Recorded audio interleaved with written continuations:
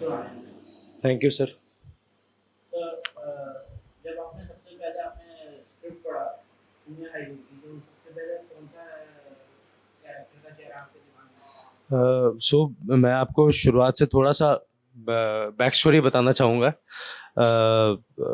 Pune highway originally एक play है जो फिल्म के डायरेक्टर एंड प्रोड्यूसर हैं राहुल डकूना। उन्होंने वो कहानी ऑलरेडी पहले लिखी थी और उस पर एक बहुत सक्सेसफुल प्ले चलाया था। एंड इनफैक्ट उस टाइम का एक छोटा सा किस्सा भी है कि अनुराग कश्यप जी वो प्ले देखने आए थे एंड उन्होंने तभी राहुल जी को ये बोला था कि क्यों ना तुम लोग इस पर एक फिल्म बनाओ। तो इस कहानी का बेसिक सार मुझे पहले से पता था और जब ये कहानी मेरे पास आई कास्टिंग के लिए उस टाइम पर जो हमारे मेन 4 किरदार हैं, अमित साध, जिम सर, मंजरी फडनीस और रजित कपूर सर, इनकी कास्ट, जो कि ये सारे लोग राहुल सर के साथ और बक्स सर जो हमारे डायरेक्टर हैं उनके साथ वो पहले काम कर चुके हैं। इनफैक्ट बक्स सर के साथ ये मेरी दूसरी फिल्म है। पहली फिल्म थी नेल पॉलिश जो Z5 पे आई थी, अर्जुन रामपाल थे उसमें, मानव कौल वगैरह थे। तो ये जो 3-4 किरदार थे ये उन्होंने ऑलरेडी सोच रखे थे क्योंकि इनके साथ उनकी रोज़मर्रा की ज़िंदगी में उनका उठना बैठना है इन लोगों के साथ। मुझे जो सबसे इंटरेस्टिंग कैरेक्टर लगा था और जिसमें बहुत सारे अलग अलग शेड्स थे वो था वो किरदार जो अभी केतकी नारायण बुल के कैरेक्टर उन्होंने प्ले किया। बेसिकली कहानी उनसे बहुत मतलब उनके बहुत अलग अलग रंग है कहानी में। वो किसी को बहुत इनोसेंट दिखेंगी, किसी को बहुत शातिर दिखेंगी, तो उनके ऐसे बहुत सारे अलग अलग रंग हैं। और मुझे इस वजह से वो किरदार बहुत इंटरेस्टिंग लगा था। एंड जब मुझे इनिशियली बक्सर से भी जब मैं मिला था शुरू में तो उनका भी यही कहना था कि ये जो एक किरदार है ये हमको बहुत सोच समझ के कास्ट करना होगा क्योंकि इस किरदार पे बहुत कुछ निर्भर करता है कहानी में। हाँ, वो किरदार बहुत इंटरेस्टिंग और बहुत ऐसा था जिस पे मेरी सबसे पहले सोच गई थी कि हाँ ये एक किरदार है जिस पे हमें बहुत ज़्यादा मेहनत करनी पड़ेगी। ऐसा कोई चेहरा तो नहीं आया था दिमाग में, बट हाँ कुछ कुछ चेहरे ऑब्वियसली थे कि जिनको मैंने सोचा था कि मैं इनको अप्रोच करूंगा इस पर्टिकुलर किरदार के लिए, वैसा। क्या क्वालिटी है आपको अमित साध और जिम सर में लगती है इस कैरेक्टर की, जिन लोगों ने अच्छे से पुल ऑफ किया या आपके गाना आपके एक्टर? जैसा कि मैंने बोला कि अमित साध और जिम सर ये दोनों कास्ट पहले ही राहुल सर ने और बक्स सर ने कर लिया था इनको कास्ट। बट जितना मैं इन दोनों को जानता हूँ और जितना मैंने इनसे मेरी जो भी कम्युनिकेशन हुई है या जो भी हमारी कॉन्वर्जेशंस हुई हैं, दोनों बहुत ही एक्सपीरियंस्ड लोग हैं। उन्होंने अपनी ज़िंदगी में भी बहुत सारी चीज़ें देख रखी है। दोनों बहुत वेल रेड हैं। दोनों को बहुत अलग अलग किरदारों के बारे में काफ़ी सारा नॉलेज है।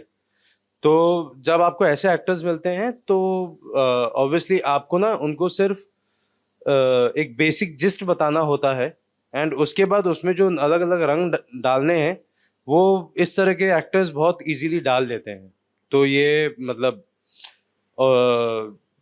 हम सब बहुत लकी रहे और सब कुछ बहुत अच्छे से बन गया। और इन दोनों एक्टरों ने ऑब्वियसली कहानी में बहुत ज़्यादा जान डाली है, दोनों किरदारों में बहुत ज़्यादा जान डाला है। तो बिना कास्टिंग डायरेक्टर आप इमोशनल डेप्थ कैसे जज करते हैं ऑडिशन के टाइम? क्या स्क्रिप्ट रीडिंग ही काफी होता है? सो इस पे मैं कल भी किसी से बात कर रहा था कि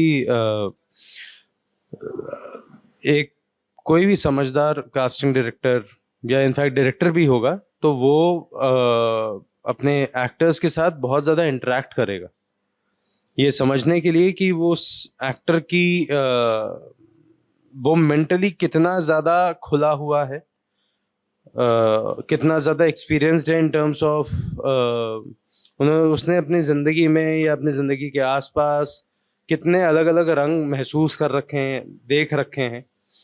तो मुझे ऐसा लगता है कि अगर आप इस तरह का इंटरेक्शन एक्टर्स के साथ करते रहेंगे तो आपको कहीं ना कहीं ये पता होगा कि अगर आप डेली 10 लोगों से मिल रहे हैं तो उसमें से कौन से वो 2 या 4 या शायद वो 10 के 10 ऐसे लोग हैं कि आप उनसे क्या करवा सकते हैं ये आपको पता चलने लगता है।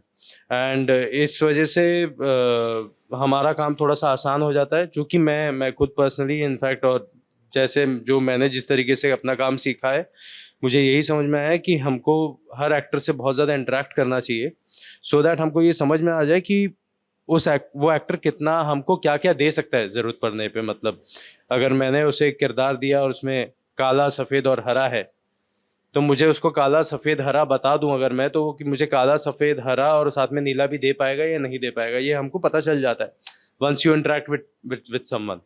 सो हाँ, जैसा कि जो आपका सवाल था कि एक एक्टर से हमको क्या कुछ मिल जाएगा, ये थोड़ा सा मतलब before we approach that actor, उससे पहले, और उसको हम स्क्रिप्ट दें और उसको हम स्क्रिप्ट समझाएं, उससे पहले एक होमवर्क हमारा ही खुद का ये होता है कि क्या ये एक्टर इस किरदार को निभा पाएगा। अगर निभा पाएगा तो ही हम उस एक्टर को अप्रोच करते हैं, and that is where we casting directors come in the picture.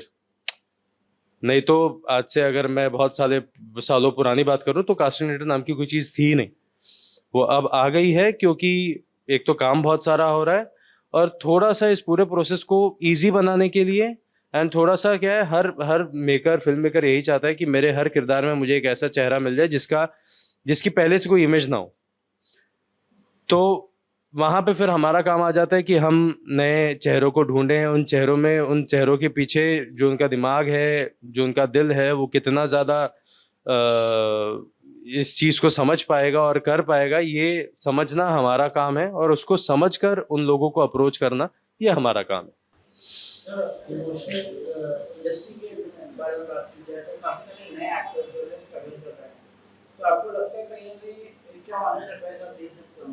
Sorry क्या ऑनेस्ट एडवाइस दे सकते हैं आप? मैं उनको बस यही बोलूँगा कि वो ज़्यादा से ज़्यादा हो सके वो लोगों को अप्रोच करें, उनको जाकर मिले। बहुत बहुत सारे लोग हैं जो बहुत अच्छा काम कर रहे हैं कास्टिंग में, और उनसे वो जाकर मिलें, और उनको जाकर एक कहावत है हमारे पूर्वजों में, हम सब ने सुन रखी होगी कि जिसने किए शर्म उसके फूटे करम। तो क्या है, और एक्टिंग एक ऐसा फील्ड है जहाँ पर आपको थोड़ा सा नहीं, बहुत ज़्यादा कॉन्फिडेंट होना होगा, और बहुत ज़्यादा समझदार होना होगा कि मैं किससे कब जाकर कहाँ कैसे क्या बात कर लूँ, क्योंकि ये करना बहुत ज़रूरी है। क्योंकि जैसा कि आपने बोला कि इतने सारे एक्टर्स हैं, हाँ सच में इतने सारे एक्टर्स हैं, तो अगर उन सारे एक्टरों में से आपको एक जगह पहुंचना है उनको पीछे छोड़ते हुए, तो आप, या उनसे को आगे बढ़ना है, तो आपको ये जाकर करना होगा कि आप जाकर ज़्यादा से ज़्यादा लोगों से मिलें, उनको बताएं कि आप कौन हैं, आप कहाँ से आते हैं, और आप आप क्या कर सकते हैं, क्या आपकी के स्ट्रॉन्ग पॉइंट्स हैं, क्या आपके वीक पॉइंट्स हैं। और इसके साथ साथ जितना हो सके अलग अलग किरदारों को ऑब्जर्व करें, पढ़ें। जैसे कि हम लोगों की सबकी ट्रेनिंग रही है कि बहुत बहुत कमाल कमाल के राइटर्स हैं जिन्होंने बहुत कमाल कमाल की कहानियाँ, नाटक लिख रखे हैं, और मुझे ऐसा लगता है कि अगर उन नाटकों को और उन किरदारों को अगर हम पढ़ें एज एन एक्टर्स, तो बहुत। शाम स्टील फ्लेक्सी स्ट्रॉन्ग टीएमटी बार, ये स्ट्रॉन्ग के साथ फ्लेक्सिबल भी है। आपदा मुसीबत कोई भी आए, ये घर को अटूट बनाए। जब टीएमटी फ्लेक्सी स्ट्रॉन्ग, तो घर रहे हमेशा के लिए स्ट्रॉन्ग। कुछ हमको उससे समझ में आ सकता है कि, क्योंकि ये बिल्कुल ऐसा वाला है कि अगर आपने पेरिस देखा ही नहीं है और मैं आपको बोल रहा हूँ कि पेरिस ड्रॉ कर दो, तो आप कैसे करोगे?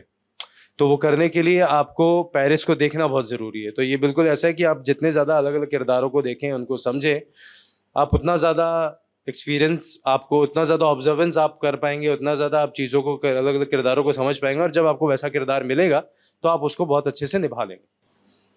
पुणे हाईवे साइकोलॉजिकल थ्रिलर, तो आपको कौन सा सीन जो था जो पर्सनली इंपैक्ट किया? इसके लिए मैं आप लोगों को ये गुजारिश करूंगा कि प्लीज़ आप लोग जाइए और फिल्म देखिए। मैं ये अभी नहीं बोल सकता, और मैं ये बोलना भी नहीं चाहूँगा, और मुझे पर्सनली ये लगता है कि ये फिल्म एक्चुअली बहुत इम्पैक्टफुल है। एक नहीं, इस फिल्म में कई सारे ऐसे सीन्स हैं जो आपको बहुत ज़्यादा परेशान कर सकते हैं या एंटरटेन कर सकते हैं, और बहुत ज़्यादा इम्पैक्ट डाल सकते हैं आप पर। कहते हैं अभी भी एवरी लोग कास्टिंग काउच एग्जिस्ट करता है, आप इंडस्ट्री के अंदर है, इस पर आपका क्या कहना है? सर मेरे हिसाब से कोई भी चीज़, मैं सिर्फ ये एक्टर्स के लिए नहीं बोलूँगा, हर इंसान, हर फील्ड में आपको अच्छे और बुरे दोनों तरह के लोग मिलेंगे। और मुझे ऐसा लगता है कि अगर एंड जो भी एक्टर्स हैं जो इस फील्ड में आए हैं, या हम जिस भी फील्ड में काम कर रहे हैं, अगर आप जिस फील्ड में हैं या मैं जिस फील्ड में हूँ, हमें यहाँ लाया नहीं गया था, हम खुद आए थे, अपनी मर्जी से आए थे। तो वहाँ पे चीज़ें होंगी जो कि अच्छी हों, वहाँ पे चीज़ें होंगी जो कि बुरी होंगी। आपको उन सबको डील कर कर आगे बढ़ना पड़ेगा, क्योंकि जैसा कि आपने कहा, जैसा कि है कि मतलब हर सिक्के के दो पहलू होते हैं, एक नेगेटिव साइड होता है, एक पॉजिटिव साइड होता है। तो हर एक चीज़ में एक नेगेटिव साइड और एक पॉजिटिव होगा, और आपको पॉजिटिव को दिमाग में रखकर आगे बढ़ना होगा और नेगेटिव को भूलना पड़ेगा, और उन चीज़ों से कैसे डील करना है ये आपको करना पड़ेगा। मतलब ये इसका कोई इलाज नहीं है। आपने कभी किसी बड़े एक्टर को मना किया हो बिकॉज़ उनकी वाइब स्क्रिप्ट से मैच नहीं हुई? नहीं, हम वैसे एक्टर्स को अप्रोच ही नहीं करते ना। मतलब ये ऐसा है कि अगर एक एक्टर है और नया पुराना बड़ा छोटा मैं ऐसे नहीं मानता, एक्टर एक्टर होता है। तो अगर वो एक्टर उस चीज़ के लिए सूटेबल है तभी हम उसको अप्रोच करेंगे। मैं एज ए कास्टिंग डायरेक्टर मैं पहले कोशिश ये करता हूँ कि मैं अपने डायरेक्टर से, राइटर्स से जितना ही ज़्यादा हो सके हर किरदार की जानकारी ले लूँ, क्योंकि जितना ज़्यादा मुझे पता होगा मैं उस हिसाब से और ज़्यादा क्लियर हो जाऊँगा अपने दिमाग में कि मुझे किस एक्टर को अप्रोच करना है और किसको नहीं करना है। तो मैं ये नहीं करता। हाँ, ये ज़रूर होता है कि कई बार बहुत सीनियर एक्टर्स आते हैं कि यार आदित्य तुम ऐसा कुछ कर रहे हो और इसमें ये वाला किरदार है जो शायद मैं कर सकता हूँ। तो हाँ, मैं उनको मना नहीं करता हूँ, बट मैं उनको बताता हूँ कि ये किरदार कैसा है। और जब मैं वो बताता हूँ तो मेरे हिसाब से मतलब एक्टर्स इतने समझदार, और जो भी काम कर रहे हैं वो इतने, उनको भी इतनी समझ होती है कि भाई हाँ इस किरदार में मैं बैठूंगा नहीं बैठूंगा, उनको इतनी समझ होती है। तो वो भी ये समझ जाते हैं, जब मैं उनको एक्सप्लेन करता हूँ कि ये किरदार कैसा है, वो समझ जाते हैं कि हाँ इसमें मैं सूटेबल हूँ या नहीं हूँ।